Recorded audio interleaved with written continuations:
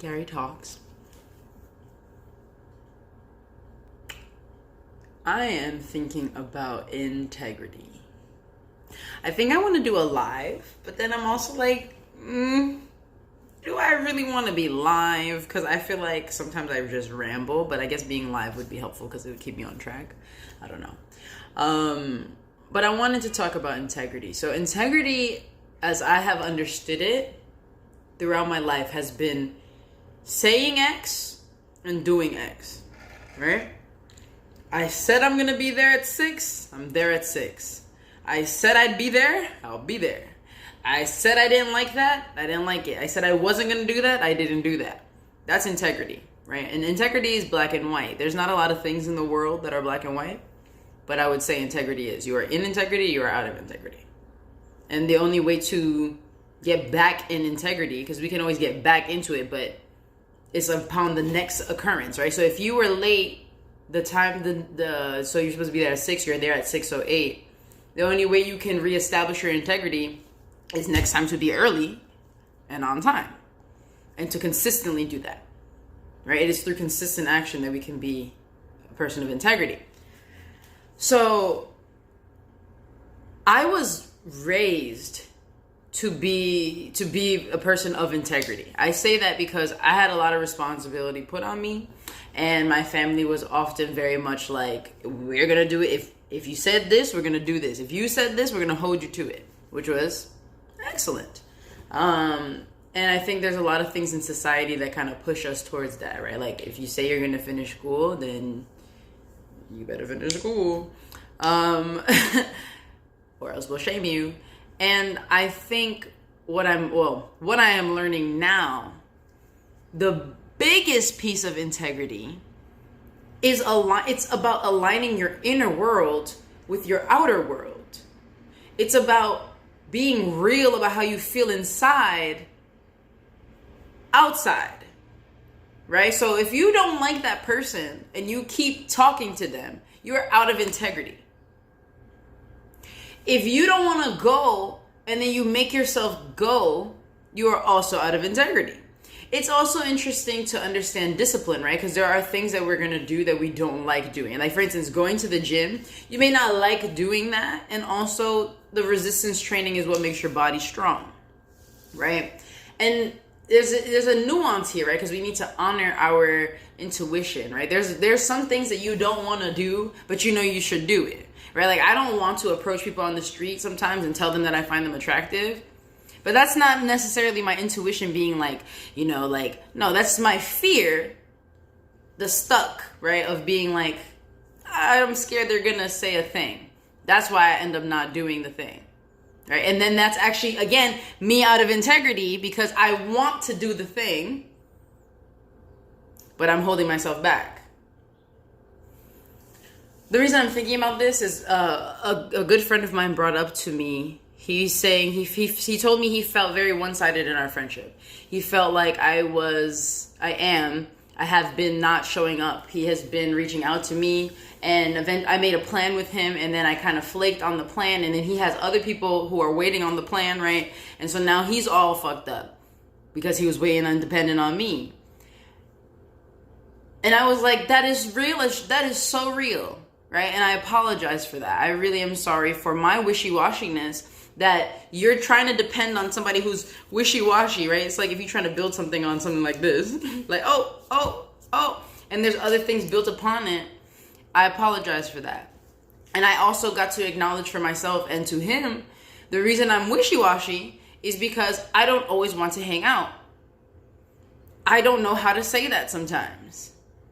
I've come to learn a lot in my life. I have hung out and been in so many places that I never wanted to be in because that's what I was taught. Even in talking to my mom, it's only been very recently, within the past year, that I was like, Mom, I don't want to go there. I don't want to see that person. Thank you. And even still, sometimes she, because of how she is, she feels bad about it. So I will feel bad about it and then be like, but I don't feel bad. And I've had to really be like, I don't feel bad. I feel you're feeling bad. I feel like that you might be sad and that makes me sad. But I don't feel bad about what I said. I don't feel bad about what I want or don't want. And that's been really, really challenging for me to just sit in and be like, I feel like I'm a person who people enjoy my energy. I think people want a lot of me a lot of the time. And it's funny because my dad is always somebody who's like, Gary, I think you give too much of yourself to people too. And I do. Because if I'm available, I'm like, okay, I'm available. Yeah, I'll come through. Oh, yeah, you need me? Okay, I'll be there. Oh, I'll be there. Okay, yeah, I'm not doing anything. Cool. But what do I want, really? Really what I want is to be a hermit. That's how I've felt before. And I feel like, obviously, there's been times where I've been trying to withdraw and isolate. And it's been not for my benefit. It's been because I'm running, right? And now I'm also like, no, I know what I want. And I know it is that I want a period to be insular only. And not have to be with other people. Which is why I'm going on a trip. Like, I want to be alone in my element. Away from everything that I have already known. And I feel it's so interesting to feel all these moments of like things cropping up and like jumping to, I'm making this plan to go on a trip and there's so many things that are like, maybe this, maybe that, maybe. And I'm like, and I'm sitting there like, oh, am I being horrible for not like wanting to do this and not shifting this and this? I'm like, no, because I know what I want. And if it's not aligning with the things around me, that means we have to be clear with the things around us then.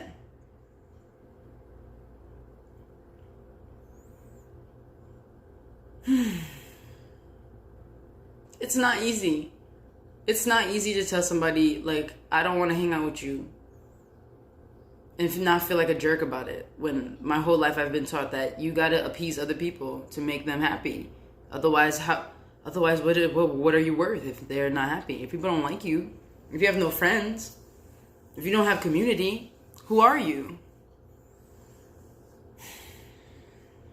I am me, bro. Right, and it's not to say, and I think a big fear is like, I'm scared of rejecting people and then they don't want to be there for me anymore because I rejected them. Because I've had that experience before and I've also been that person. Oh, you don't need me? All right. But I feel like also who I am currently, when people tell me they need their space, they need their time, I'm like, okay.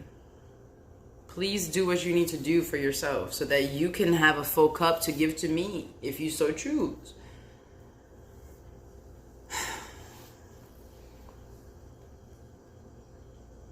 Yeah. Quitting from my uncle's spot has been a huge thing. It's funny because I was just crying earlier, like, I don't know what I want. Or like, I just want clarity. I feel so pulled and so stressed out. I'm like, so what am I trying to maintain? Clearly something is not aligning. Something is off. And I'm trying to hold too many things. I'm trying to juggle too much. I'm trying to make the cognitive dissonance. I'm like pain, right? Because I want something and then something else is pulling me. What is it? What is happening? So it's really cool for me to get clear. Like, no, I do know what I want. What I am uncertain and fearful of is talking to the other people around me about what I want or being frank about it. Like, I know that I want a relationship with my mom. And I also knew that I had to talk about a lot of stuff before we could get there. I knew that I also wanted a relationship with my dad, and I knew that I'd have to admit to a lot of stuff to get there too. Like how much I'd held against him. Also my mom, like I'm literally having to sit and be like, yo, I was going through periods where I did not like you. I really did not like you. And I was really ready to drop it. Like have no parents had asked. And in acknowledging that, we can actually shift into what I do want. I do want to have a relationship with y'all.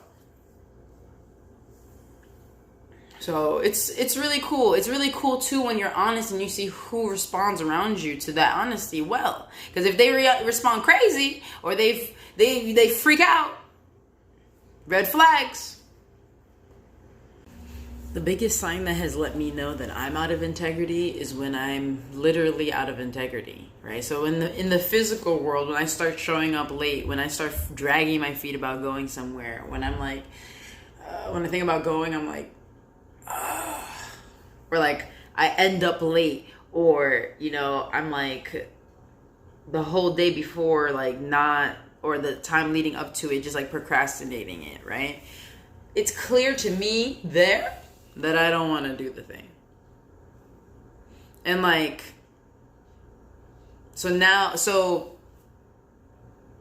instead of just keeping, like, consistently getting into situations where I just look bad and it feels bad. For instance, wanting a relationship with my mom, but knowing that the conversation needs to happen for that to happen, and then not having the conversation. Now, every time I'm going, I'm dreading going, so I'm not really present while I'm there. I'm withdrawn while I'm there. I'm showing up late. I'm canceling plans, because ultimately, there's a lot of stuff in between that I'm not being honest about. I don't want to be over there, right? And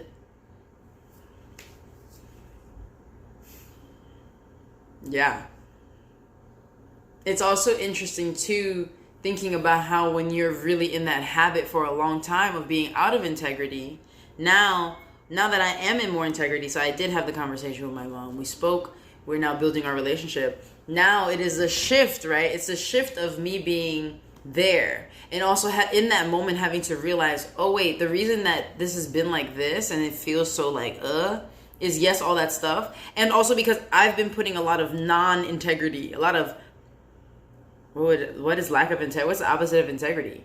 Lies, I guess, right? Like, just putting a lot of dishonesty into this relationship, putting a lot of, just putting a lot into it that, or taking a lot from it, detracting a lot from it. Now there is like a lack of trust, right? Because like when you say you're going to come, are you sure? I really don't know, because for these years you haven't been showing up. And so now it's like, oh shit, really having to sit and be like, I did that. I was the one who wasn't showing up. There's reasons, they're all valid, and the feelings are valid. And also now looking at the state of the relationship, this is where we're at. So this is now the efforts that I have to take to do that. And there goes I don't really want to do it, but like I do. Is it that you don't really want to do it truly? Like you dread doing it? Or is it that it's going to make you uncomfortable?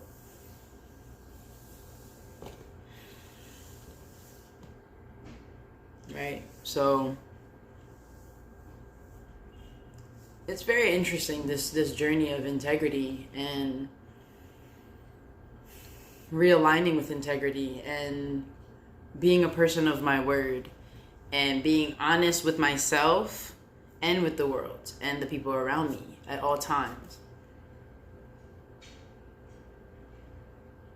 I think that also lessens the stress in my head of constantly feeling like there's a lot going on that I'm not sharing, or that I'm withholding, or that is just discontented because I'm holding it all in instead of spreading it out and sharing it.